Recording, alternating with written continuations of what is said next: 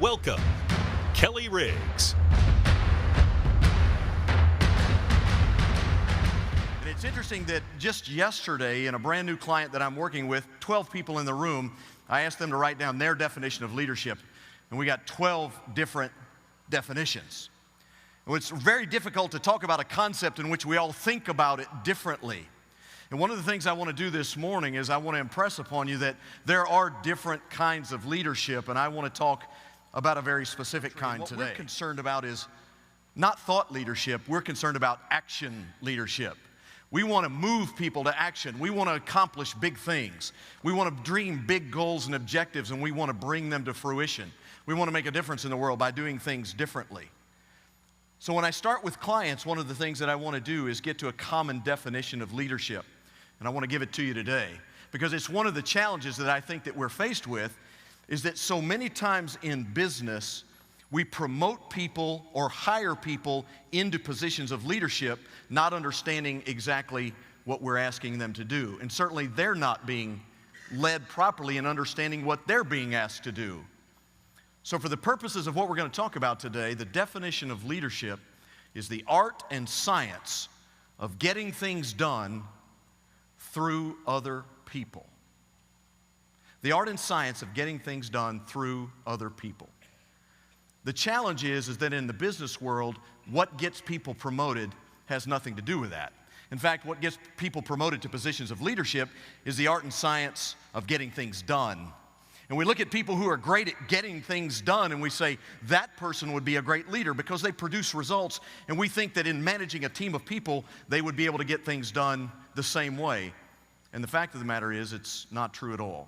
So many people who become leaders falter and fail not because of their technical competence, not because of their skill or their knowledge or their past performance and their abilities.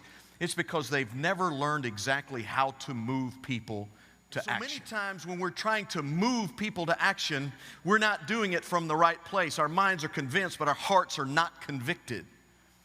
And it's very difficult to persuade somebody out of the mind when we make buying decisions based on the conviction of the heart.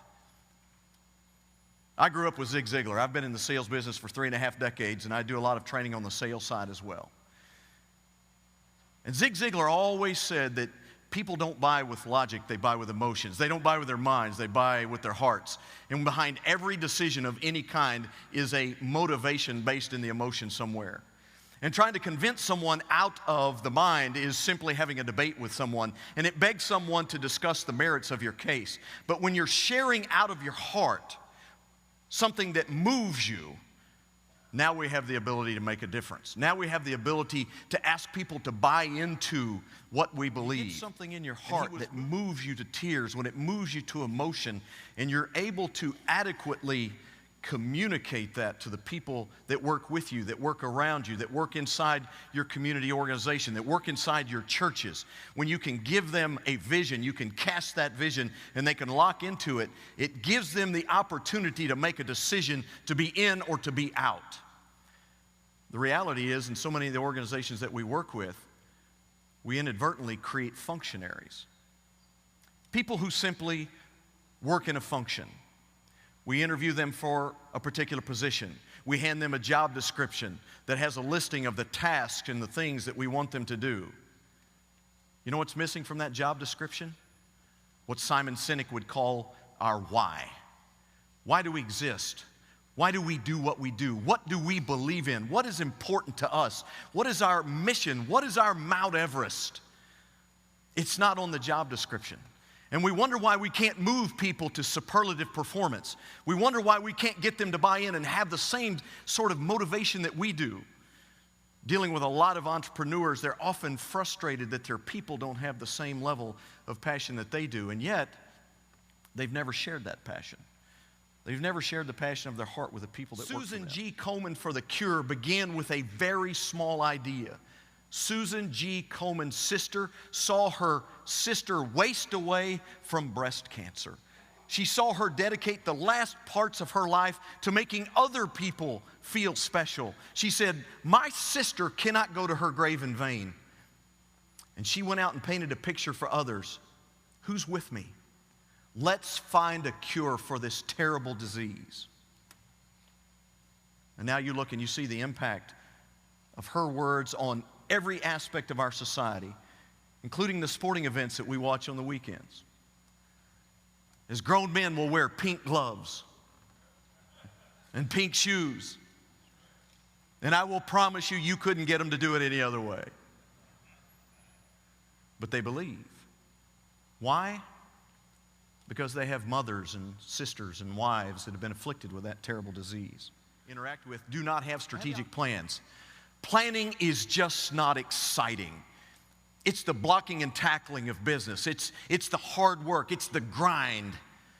Developing a plan, thinking through where we're going to go, and finding the next step and the next step and the next step in the plan so that we can get to where we want to go. That's what it takes to get people on board. The interesting thing about it, Samuel Clemens, the great writer, said, the secret of getting ahead is getting started.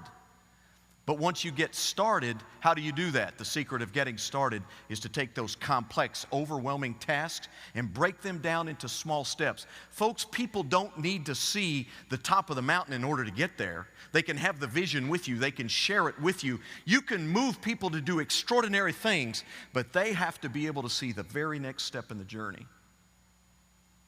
I had a client that I worked with, a very large engineering company in the state of Florida. And we went in and we did our assessment of their work, and we prepared to begin to consult with them. And one of the statements I made to the executive team is, one of the challenges that I think is facing you at this point is that you don't have a strategic plan. I'll never forget the CEO, a very capable, very intelligent, very driven woman, looked at me and she said, well, Kelly, now wait a minute, that's not true. We do have a strategic plan. I said, well, oh, I'm sorry, I have not seen it. Where is it? She said, it's right here. Well, it's not doing us a lot of good if it's right here and nobody knows about it. We have to be able to show people the step-by-step. How are we going to get there? It doesn't mean that we know every hurdle that we'll encounter, every barrier that will come along the way, but we have to show people the general direction of how we're going to make this grandiose vision happen. Without this aspect of leadership, many initiatives fall flat.